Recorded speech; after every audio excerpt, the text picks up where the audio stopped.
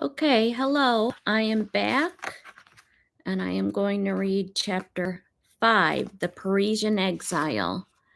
And this is in the book George and Marina, the Duke and Duchess of Kent. It's a very short chapter and it takes place in the summer of 1923. And this is when Prince and Princess Nicholas and Marina and her sisters were in exile. They were in exile in Paris. So it's entitled The Parisian Exile. See right here. It's a very short chapter. These are very short chapters. So in a couple of chapters, you'll get to see where, just fix my hair a little bit. You'll get to see where Marina and George meet, the early meeting of their relationship. So, but that's when it really gets really good and juicy. So, for Prince and Princess Nicholas, as for their elder daughters, Olga and Elizabeth, the summer season of 1923 was nonstop. Round-the-clock social engagements. There were lunches and dinners at Buckingham Palace, Claridge's, and the famous Embassy Club. There were balls hosted by Lady Zia Werner, who was the daughter of Tsar Nicholas I's grandson, Grand Duke Mikhail Mikhailovich, and his Morganic wife, who was Countess Sophie de Torbay, the Duchess of Sutherland, Sir Philip Sassoon, the Duchess of Portland, and the Red Cross. There were sporting fixtures such as the Wimbledon Tennis Championship, the Royal Horse Show, polo matches at Roehampton, Ranelagh, and Hurlington. There were tea and cocktail parties, theater visits, and royal garden parties at Buckingham Palace. Despite their apparently modest means, they also made forays to the most fashionable of London shops and stores. For Princess Olga, there was also romance, though not with the heir to the British throne. At Lady Zia Werner's ball, Prince Paul of Yugoslavia saw the 20-year-old Olga quite literally across the crowded room, and although they were not introduced that night, he fell in love with her.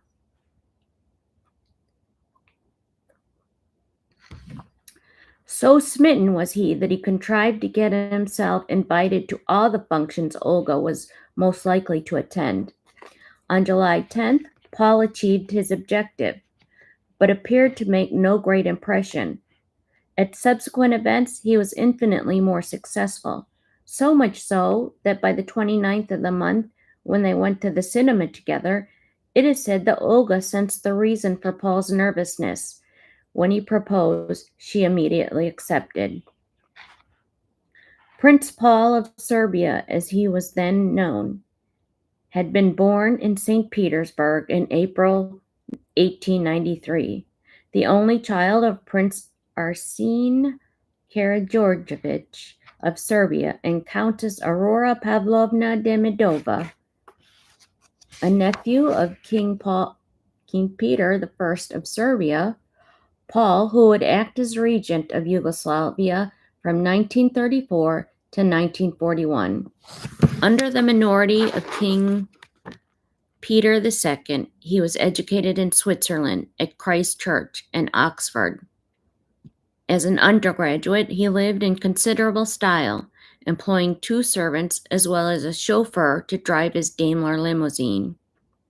Later, when he came down, he took a flat in Mount Street, Mayfair, which he shared with fellow man and town Prince Serge Oblensky, a clever character whose 4 wives would include Ekaterina Alexandrovna, the natural daughter of Tsar Alexander II by his mistress and later second wife, Ekaterina Dolgorukova, and Eva, daughter of John Jacob Astor IV.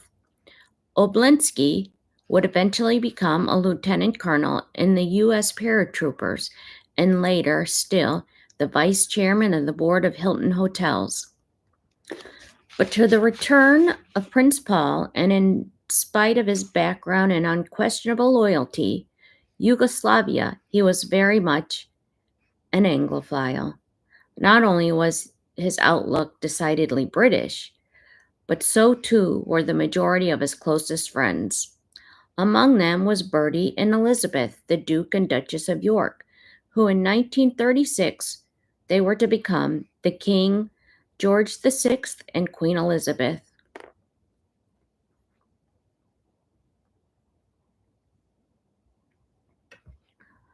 With Olga taking center stage during this particular family visit, the 16-year-old Princess Marina's own diary looked decidedly unexciting.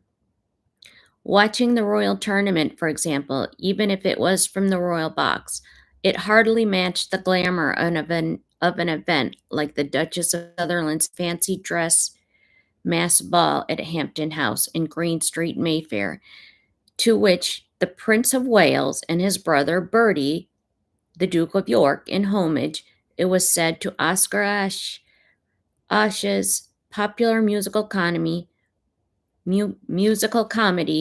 Chu Chin Chow, arrived dressed as Chinese coolies. Having got wind of their intention, their hostess also wore Oriental costumes, and other guests followed their example. Too young and still not out as a debutante to take part in any of it herself, Marina watched from the wings as high society performed its annual summer ritual. A few months later, however, she and her sister Elizabeth were very much part of the celebrations. On 22 October, Olga and Paul were married in the chapel of the Old Palace in Belgrade. Before the ceremony, conducted according to the rites of the Greek Orthodox Church, Puppy and Mummy, as Olga called her parents, blessed the bride with the holy icon. Then, at midday, the minister of the court arrived to lead Olga, wearing a slender draped white satin dress, lace veil, her father in procession through the palace to the candlelit chapel.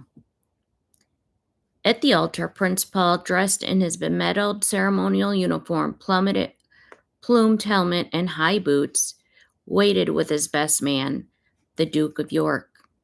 Oh, I did not know that the Duke of York was his best man. Wow.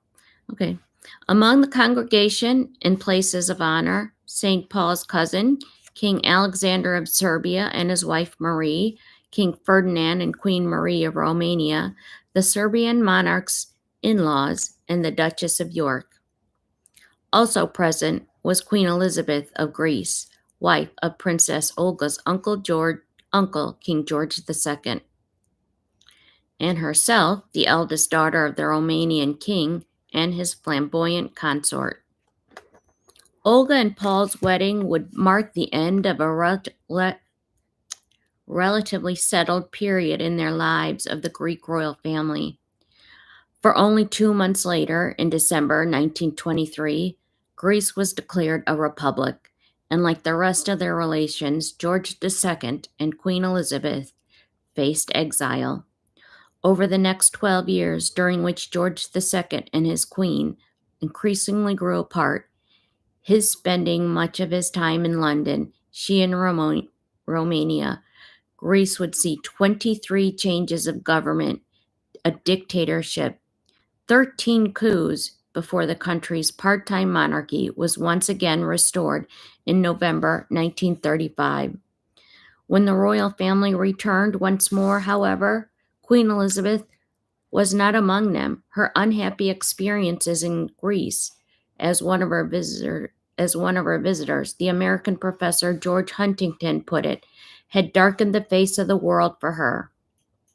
In July that year, when restoration of the monarchy was on the cards, King George and Queen Elizabeth were divorced.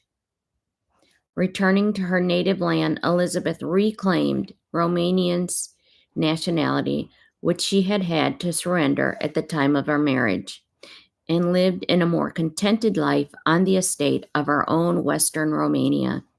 in a palace she had built in Bucharest and later at a villa in Canis, where she died in 1956, once again in exile following the communist takeover of Romania. In the meantime, events in the life of her former husband, King George II, were to be turbulent as ever. In April 1941, just 5 years after his return, the German invasion of Greece during the Second World War forced him out of the country yet again, only to be restored to the throne as the result of a plebiscite in September 1946.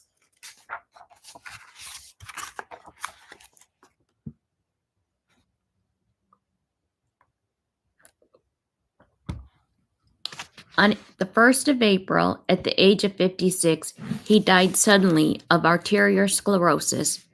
George was succeeded by his only surviving brother, Paul, who is said to have remarked on his accession that the most important tool for a king of Greece is a suitcase. Unlike his predecessors, King Paul I, who would reign for 17 years until his untimely death in March 1964, they never needed a suitcase. But his son, who succeeded him as King Constantine II, certainly did.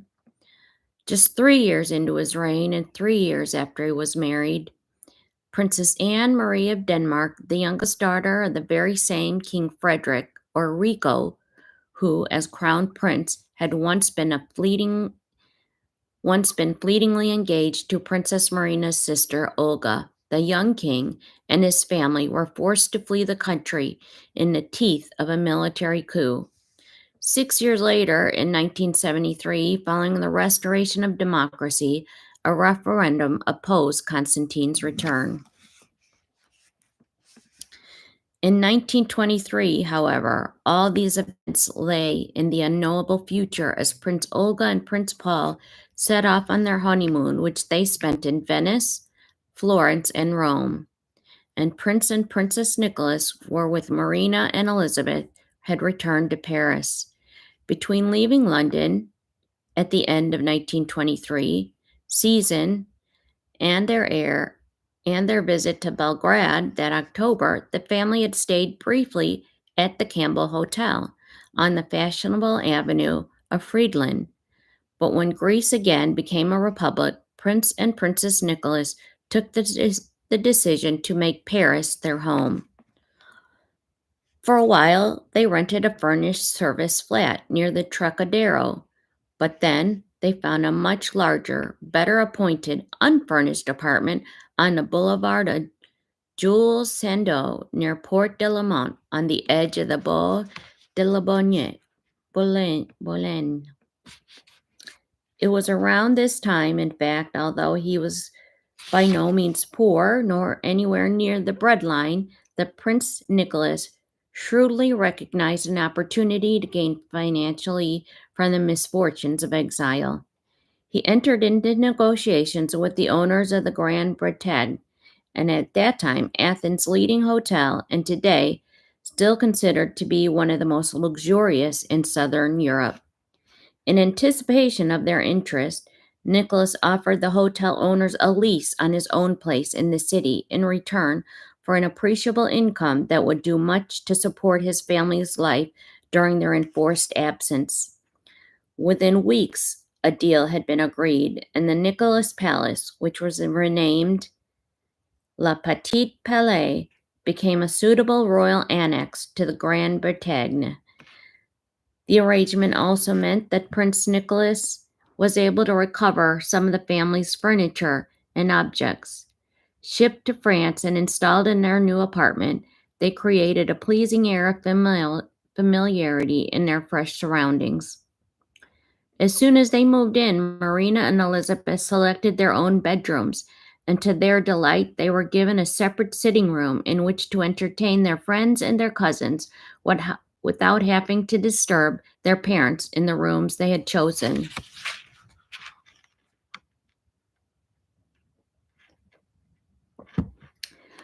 Before long, in order to give form to his days, Prince Nicholas, who would ruefully say, To be born a prince is an accident, but not always a privilege, and by no means a career. It's a pretty profound thing to say. To be born a prince is an accident, but not always a privilege, and by no means a career. He took up his paintbrush once again, and once again, the work of Nicolas Le Prince began appearing in the art galleries of Paris. Once again, Princess Marina's father was flattered by the number of commissions that came his way, accompanied naturally by the appropriate fees. As one observer put it, Prince Nicholas was far more in his own element in the studios of the left bank and in the society of artists, writers, and musicians than in the round of official engagements which had filled his days in Athens. Similarly, it was also said that Princess Marina loved this Paris of the artist. Ever since her childhood in Athens, when she had run into her father's studio and coaxed him into letting her use his paints, they shared an absorbing interest in art. Through their adventures, even when her other lessons had been neglected, he had seen that she studied under the best teachers. Despite being more mature than many girls fast approaching the age of 17, and in those days, young people were not nearly as streetwise or switched on as they were today.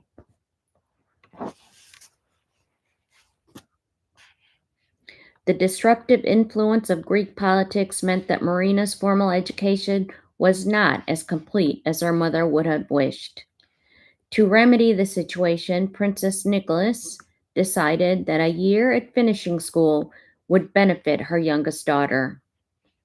The school the princess chose, Exile, not only recommended itself because it catered for the individual requirements of girls of every nationality, but also because it was run by a family friend, the Russian princess Vera Metscherski.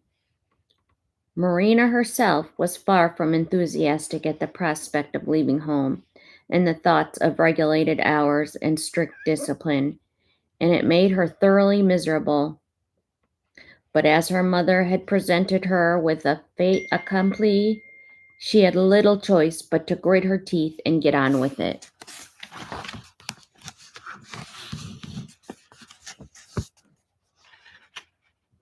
At first, we didn't understand her, said one of the former school friends many years later. She had an air of reserve, which we mistook for hauteur. Afterwards, we realized that it was only shyness, and beneath it, she was the most human person in the world. Human, certainly, but Princess Marina's fundamental shyness, which even as an adult she'd never entirely lost, was often misinterpreted for hauteur. But since she was also capable of pulling rank and becoming immensely grand, particularly with those considered her inferior, it was an easy mistake to make.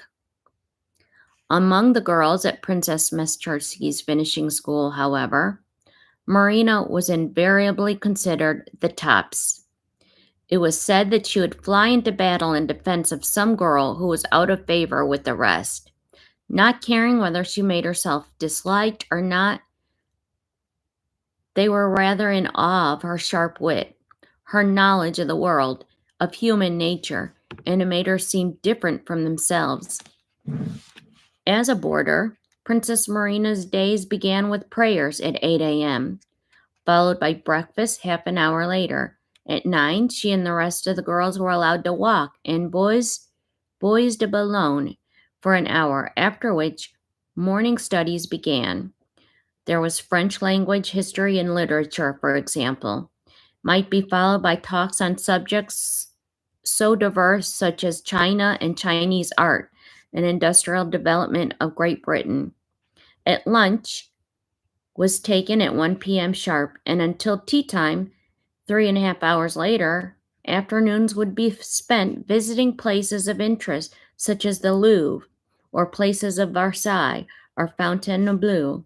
Lectures would be followed by prep, occupied the late afternoon, and dinner was always served on the stroke at 7:30 p.m. After that, evenings would often be taken up with visits to the theater or to concerts, not simply for entertainment, but to help broaden the girls' appreciation of the performing arts. In the early 1924, during her first term at Princess Marina, learned there was soon to be a new addition to the family, and that she was about to become an aunt. News that Olga was expecting her first baby that August was rapturously received in Paris, and in May, when Prince and Princess Paul, as they were formerly known, spent 2 weeks at Nicholas's apartment while en route to England, the family's obvious joy was sufficient cause for further celebration.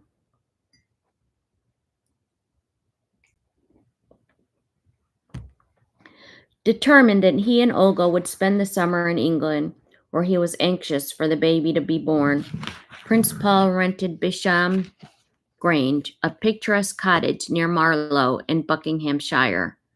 For the first 6 weeks of their stay, then in June during Royal Ascot, the highlight of the British racing calendar and the sporting high point of the royal family's year, the Duchess of York suggested that Paul and Olga might stay at the White Lodge in Richmond Park during August and September for Olga's confinement. White Lodge, where Queen Mary had been born to the Duke and Duchess of Teck, where she, in turn, gave birth to her first child, the future King Edward VIII, had been given to the Duke and Duchess of York when they were married in April 1923. Prince Paul, overwhelmed by their friend Elizabeth York's offer, immediately accepted. On 7 August, the expectant parents drove to Richmond, and there, on the 13th, Olga gave birth to a son. 1 month later, their absent hosts, the Yorks, interrupted their annual summer holiday at Balmoral to attend the christening of the infant Prince Alexander. The ceremony at White Lodge, like Paul and Olga's wedding in Belgrade, and not quite a year before, was performed according to the rites of the Greek Orthodox Church. Princess Marina, together with her parents and sister Elizabeth, who were again in London for the season, were naturally among the guests.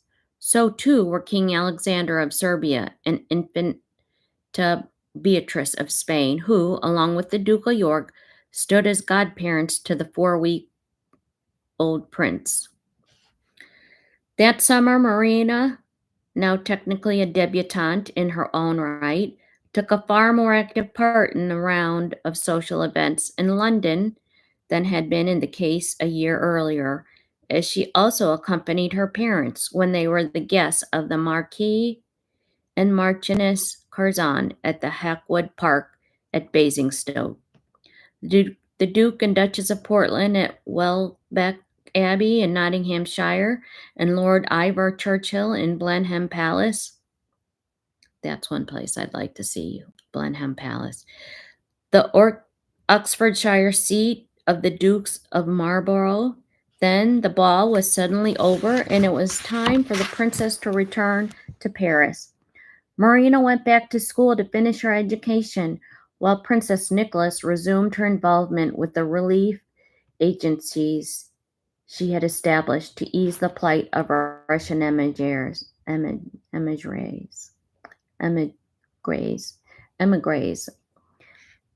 Thousands of whom had settled in Paris after fleeing the revolution. Of all the organizations she had helped establish or was otherwise connected with in some way, however, Princess Nicholas was especially attached to 2 residential homes.